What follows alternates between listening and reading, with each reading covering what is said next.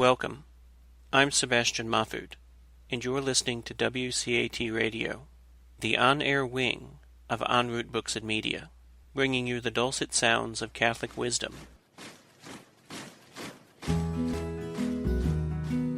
Welcome to the Catholic Mama, where you'll learn how to deepen and defend your faith, find comfort as we share the vocation of parenthood, and learn how to raise your children confidently Catholic. I'm your host, Christine Mooney Flynn. Let's get started. Hello and welcome back to the Catholic Mama. I'm your host, Christine Mooney Flynn, and I hope everyone is having a wonderful day, morning, afternoon, evening, middle of the night. If you're awake and listening to this, then I hope not. I hope you're getting enough sleep.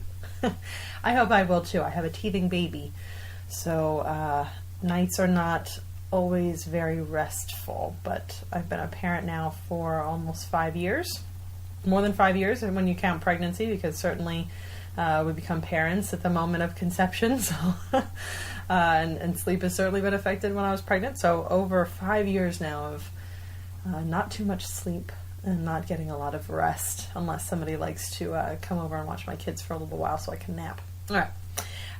In today's episode, what I would like to talk about is kind of along the lines of rest in a way, but mostly work, actually. And maybe it's not at your office, although it definitely takes up your time. So, of course, we'll talk about this in our discussion about work. But mostly it's actually about how to organize your day on a micro level and kind of organize your household on a larger level in order to get the most done and keep your sanity at the same time. This idea for this episode came up. I was reading something and the gist of it was, forget the to-do list. Just you do what you can, which is true. You do what you can. Does that mean that you completely forget your to-do list? I disagree. I'm a highly organized person, though, so I'm definitely going to approve of the to-do list. That said, I don't think approaching the to-do list as just this ever-increasing number of things to do, and it becomes overwhelming. You get grumpy about it. You feel less than you should. That is not the to-do list that I myself prescribe to. So I just want to talk about that a little bit. And this really is kind of based on the way the Catholic Church approaches its ministry in the first place. The Catholic Church is extreme in its standards. It has been extreme in its standards for a long, long time. It has a set of standards, whether that is defining what is sin, what is allowable. Can you have the Eucharist if you've been divorced and remarried? No, you can't. There's just so many standards that it has, and despite cultural pressures, it has not bend. It has not bended to them. So, it is very extreme in its standards. There are certain standards, and you have to hit those standards. Let me turn that off here. That said, it is also very extreme in its mercy. This is the beauty of the sacrament of reconciliation. You fall short on whatever it is, and you go and confess your sins, and all is forgiven. Or, the Catholic Church may say, no, if you have been divorced and remarried, you may not partake in the Eucharist, but you can still have spiritual communion. Our doors are open to you. So extreme in its standards, but also very extreme in its mercy. And I think rather than having this to-do list that makes you feel frustrated because things are just being added to it, I don't think that might be extreme in its standards of what you could even possibly, or unrealistic maybe even in your standards of what you think you could accomplish, depending on your stage of life, how many kids you have in the house, what your job situation is, and any other pressures. But I do think that we should also be very high in our personal standards. And but let's take a step back, because we can't be so high in our personal standards for ourselves and what we can accomplish without understanding what it is that we want to accomplish in the first place. And then when we fall short of any of these things after we make our list, we're just very merciful with ourselves, and we let that go, at least for the time being. So the idea that you should get rid of your to-do list and just kind of wing it and be okay with being okay, that's a fine idea. If you want to do that, you can. How are you going to improve? If you don't set higher standards of what you possibly could do with your time, how could you possibly hit those standards? You have goals. How are you going to reach them without an idea of how to get there? That is a to-do list. So if your goal is to, complete a 5K, you would have a plan, and that plan would tell you, run, hill sprints on this day, run 20 minutes this day, whatever it is. You have a plan to do it. So if you have goals for your life, for your house, for your family, for yourself, you need a list to help you get there. So it's not so much a to-do list, but rather a plan. So as far as a practical, I want to get into the practical aspect of this, and then move a little bit back into this theory behind it. So my husband has joked that it's sick how organized I am, and I'm not that organized. I like to be, but I understand that I'm age 4, 3 small children. My children are age 4, almost 3, and almost 1. Up until very recently, I worked outside of the house full time. I also have the family business that I help my husband run. I have the Catholic Mama now. I have a freelance editing job as well. And then also my kids and I are home together now. I have no nanny or babysitter help. So there's a lot to juggle.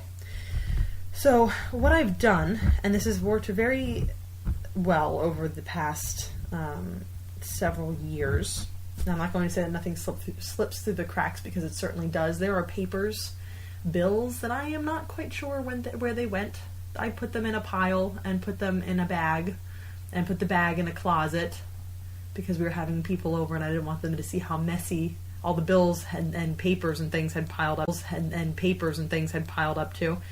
And I'm not sure where that bag is anymore. Maybe it's still in the closet. I don't know. This happens every time we have a party. So my daughter's 3rd birthday party is coming up, and I am sure there'll be papers lost in the shuffle. There's things that get forgotten. There are things I just simply miss. And even if I am organized pretty well, it doesn't mean that I am perfect, because that's impossible. I am human. So but to better organize the household and my life and my plans and what I want to accomplish and what I, can get rid of is, I do this occasionally. I did it right after, or right around the time that I quit my full-time office job, because I realized, wow, okay, I'm coming into a whole new stage of my life. What needs to give? What do I want to add in? Let's shuffle some things around. So I took an audit. I looked at all my responsibilities, the daily ones, the weekly ones, the monthly ones, and then I looked at the things that I wanted to accomplish. There's things around the house that I had no ability to get done while I was working a full-time job. So that didn't, I couldn't do those things. Well, now I could be. I'm at home. Not that, having kids is a full-time job. But, I'm around. I could do some things. There are also more career-ended things. I wanted to write a book again, and I want to, start this podcast and start the Catholic Mama website. And there's also the things that I do for my husband's business, Chronicles of Strength. So I took a big audit of all the things, typically, recurring things that I'm expected to do in all these areas of my life, including, chores that I have to do. There's housekeeping. And then I made a big list of those things. Then after that, I made a big list of the things that I wanted to accomplish. So I really need to repaint my kitchen. That's one of those things. I need to organize every closet in the house again. Another thing.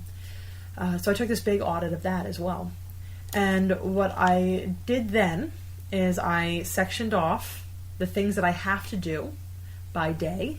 I'm actually looking at my my planner now as we speak. I looked at it by day of what I thought I could accomplish every day of the week. So let's just see here. I started with the easy things. It's always best, I figured, let's start simple, because I've never really done it to this extent before. I kind of did a little bit here and there, but when I coming into this new stage of life, I realized how important it would be to make sure that I still had my main focus be on the children, because that was the point of me, was to be with them. So I wanted to make sure that was the main focus of all of this. So I looked at my day and I said, okay, I can do chores around the house in the mornings. I can do chores in the afternoons. The kids have to go to Taekwondo 2 days a week at 1:15. We also do homeschooling activities, so that needs to come in. I like to work out, so I need time to do that. The YMCA is great for me because they have 2 hours per day of child care. We don't really ever use the full 2 hours, but that is also a nice break. Gives me the time that I need to recharge. And of all of this, Sunday is actually blocked off. That is the day of worship and rest. And I mentioned this in a post on Instagram. You can follow me at the Catholic Mama. But I mentioned that it's been a big challenge in all of this, because I go Monday through Saturday. I would love. There's so much other stuff I could. I go Monday through Saturday. I would love. There's so much other stuff I could get done on Sunday, but that's not the point of Sunday. It's not. I can understand if you are working outside the house and you're a weekend warrior and Sundays are really the only time that you have, but that might go back to the audit. And we'll talk a little bit about that more. That maybe what you're trying to fit into your life isn't what you need to be fitting into your life. And I believe prayer, worship, and rest on Sunday is a priority and should be. So, Monday, Tuesday, Wednesday, Thursday, Friday, Saturday, I have a list of chores that I do in the morning, major things that I always have to do. Fridays I go food shopping. Thursdays I plan out the meals for a whole week. That's another thing. A good organizational tip: plan your meals. I have it down by day. And even when I did this for a very long time, even when I was in the full-time office job, I would do a lot of meetings on Tuesday. Well, that's a crock pot day. Or, I have to run straight from work to whatever. The kids are going to be tired. I don't really want to do. Okay, well, we're going to make eggs and bacon for dinner tonight, just breakfast. So I would really plan ahead and shop for everything I needed on Fridays or whatever day. And I got to say that was hugely helpful in taking off what am I making for dinner tonight? Now, how many times I plan 7 meals a week? I've learned not to plan 7 meals a week, because inevitably one of those nights I don't feel like cooking. It's too hot because we don't have the essential air conditioning, or it's too cold, or I'm too tired, or whatever number of reasons. And we don't even make the meal that's planned. So, I made the audit, filled in each day depending on what I thought I could reasonably get done. The baseline, what needed to get done. We have a St. Bernard a few times a week. We've got kids who are learning to potty train. The bathrooms need to get cleaned frequently. So, we have to go to Taekwondo these days. I need a food shop on Friday. We go to the library on Mondays and always leave books at home, which always have late fees then. So we're running late fees all the time. Church is on Sunday. That is a day of rest and very little work. Very, very little work is done. And it's more about recuperating from all the other busy 6 days of the week. So I have this, baseline of what needs to get done. Then, you turn the page, and I have this master list. I actually call it a master list. It's written in sloppy handwriting. Master list of household chores. This is like the big thing. These are the organizing every closet in the house, painting X number of rooms, order family photos and hang them up. Order family photos and hang them up. That one has a circle around it because I still have not done it. Organize everything in the attic. That's cute. I like that I said that. Organize everything with an underline. But I have this master list. Then what I did, I also have a homeschooling plan. That's the next few pages. This is kind of a basic outline of what we're going to be tackling each week. So I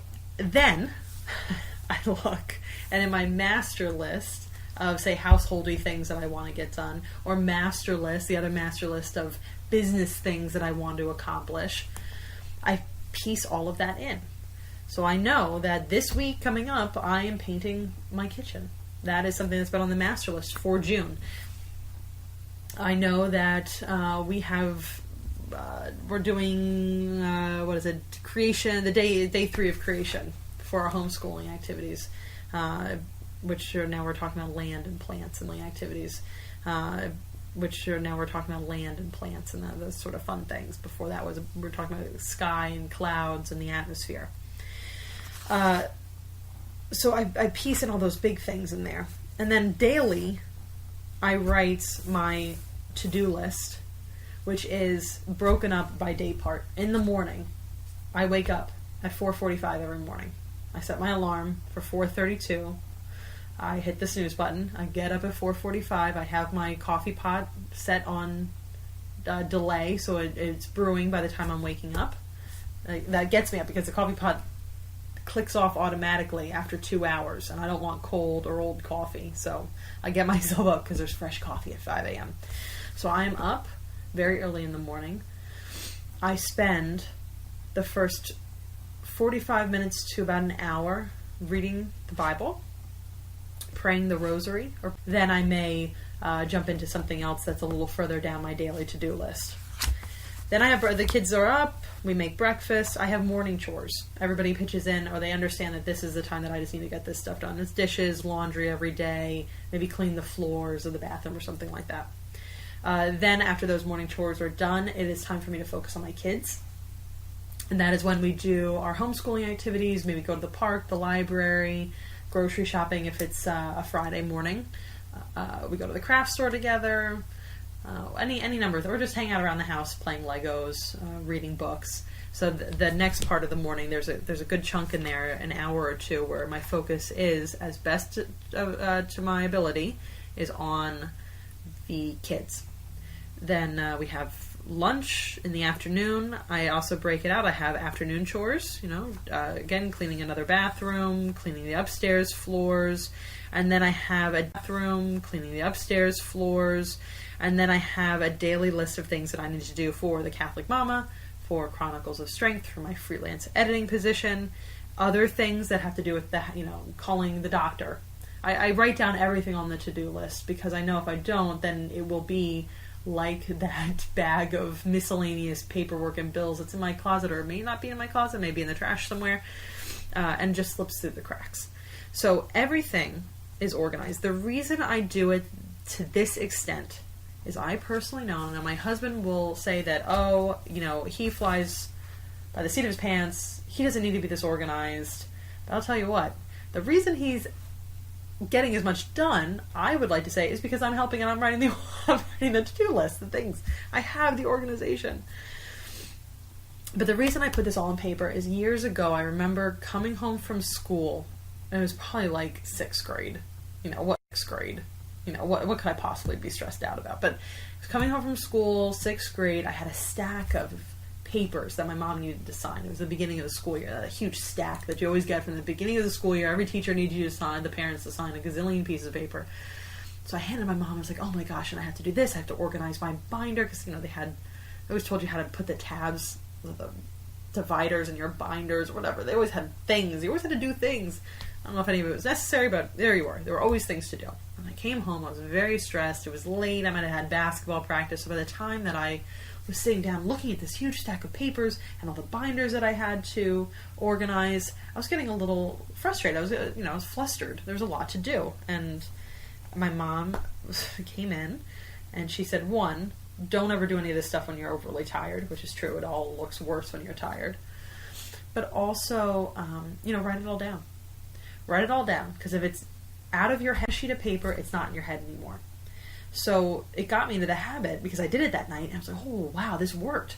I wrote down a to-do list. And then, when I was done with the to-do list, I just did kind of like some stream of consciousness writing, and it was just me pouring out my stress onto a sheet of paper. Now, I might do something similar, or, knowing what I do, I might pray. Which would probably be, that would be the more likely thing. So, having my mom tell me that so long ago made me realize that if you take it out of your head and put it on a piece of paper, it is no longer in your head.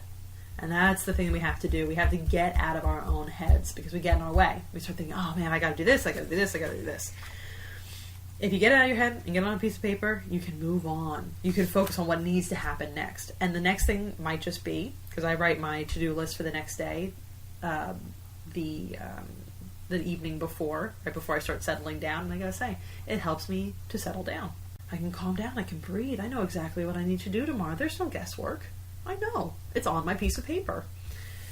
So I can just relax, breathe, have a good night's sleep, wake up super early. Well, hopefully you have a good night's sleep. Ha ha ha, kids. Babies. Teething babies. And I can wake up the next morning and I already know what I need to do. There's no looking around like, oh, where do I start? Because I already thought it through. I know where to start. I start with my prayers. I start with my study. I have my breakfast. I have my morning chores. I have time with the kids. I have the errands. I've got the business stuff I have to do. And it all just builds on each other. Now, I will say, this is all great. In theory, it's great. In practice, it's pretty good too. I don't hit everything. There are many days, most days, every day, every day, I am circling something. At the end of the day, I'm like, oh, I did not do that. Well, you turn the page, you know what, you write it down the next day. And that's just the way it is. Well, you turn the page, you know what, you write it down the next day. And that's just the way it is. It's never going to get all done. It's impossible. It won't ever get all done. My grandfather owned a newspaper. He was writing articles, literally on his deathbed. He was dying, and he was still writing articles for his newspaper. He was 80-some years old. He was still writing on his deathbed. All this stuff is still going to be here. Now, there's certain things that have time constraints, and you have to get it done. The kids need their vaccinations before the start of the school year. You have a business trip that you have to pack for. There are constraints. But if you have an understanding of the baseline things that need to happen, you have an audit of the things that you want to get done, you've made a list of how to get those things done, and you've broken it down into increments. I know that if I want to paint the kitchen, then I need to clean the walls. I need to put up the tape on the borders. I need to prime. I can say I need to paint the kitchen, but there are actually 5 or 6 steps that go into that. So then I break it down. Tomorrow I'm going to wash my kitchen walls. The next day, if I have time, I will tape them. The day after that, I'm going to prime and paint. So this is a 3-day project, but it's on my to-do list. I know what steps it is to take. So it really is important that you set these high standards, because if I just said, oh, I need to paint the kitchen walls, or I really want to start a podcast, how are you going to get this stuff started if you just don't have a to-do list and don't really have a plan? So the to-do list to me is more of a plan. It gets you there, it gets you through the day. It helps you focus on what's important by writing down what you have to do by the baseline, and then filling in the things that are more meaningful. And I should say filling in. That sounds like you're putting the more meaningful things in last, but that's not the case.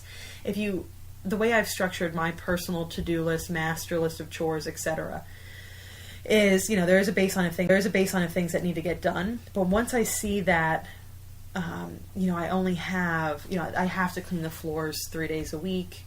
Once I see that those things are on Monday, Wednesday, Fridays, it opens up to see, oh, you know what? I put too many chores for myself on Tuesday. I want to be able to spend time with my kids. I want to be able to relax. I want to spend time with my husband at night without stressing. I'm going to take this off the plate and maybe move it to a once a month thing. I don't have to wash the windows every week. I'm going to move that to every other week, every month, whatever it is. So when you spread all this stuff out, you can actually finally look and see what needs to get done, but also what you can get rid of. It's not about piling your to-do list just to fill up the piece of paper. By doing your to-do list, you can also start to see patterns. You can see what you need to take out. You know what? I keep doing this. I don't really like it. It's not adding to my life. It's actually stressing me out. Get rid of it. Get rid of it. It's your to-do list. You can get rid of it. If it's not that important to your overall goal for your family, maybe you have a goal for your family.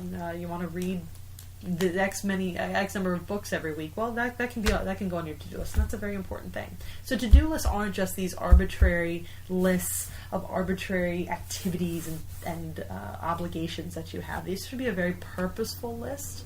And so when you say that you just get rid of the to-do list and free yourself, you're not freeing yourself.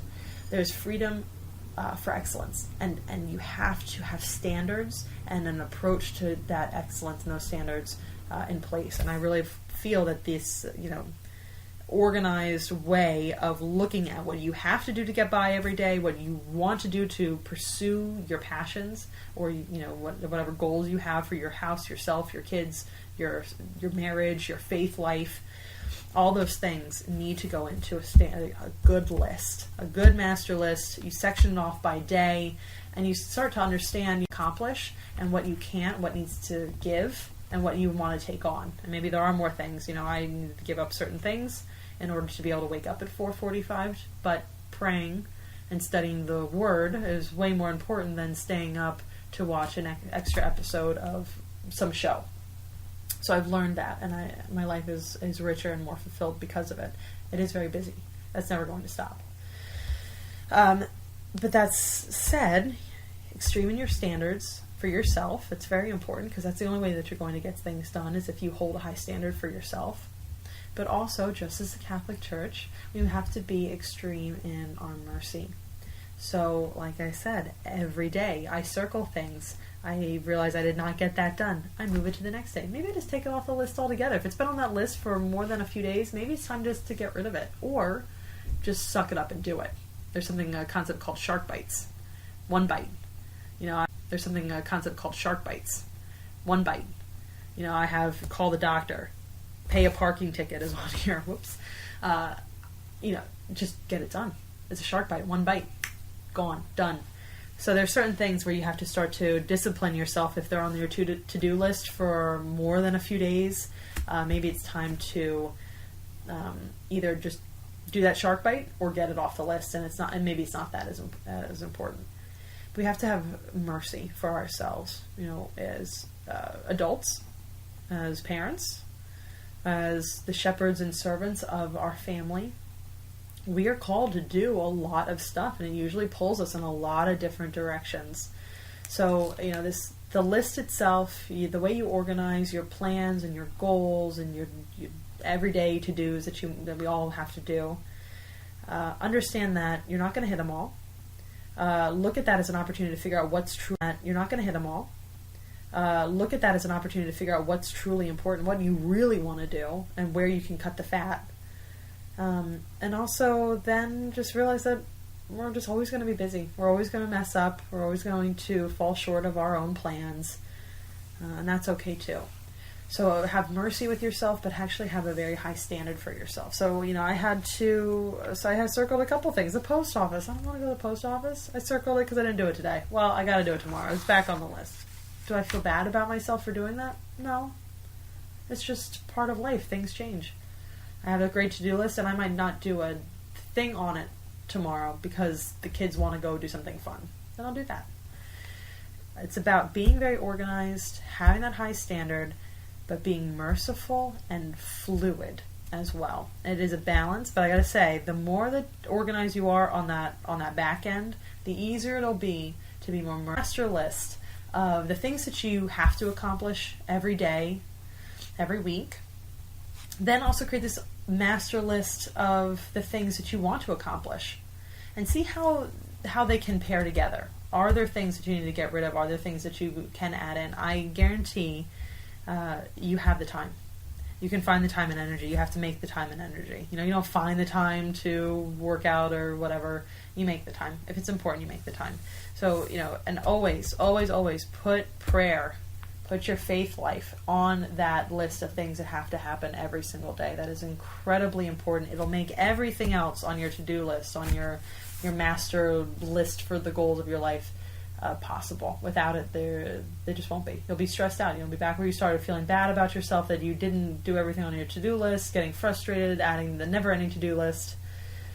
And I will say that's another thing. It shouldn't be never-ending. Cut it off. Move along. I rewrite my to-do list every day to get a fresh start on a fresh piece of paper, because every day is a fresh start. Don't just keep adding things on. The past is past. So I hope this was helpful.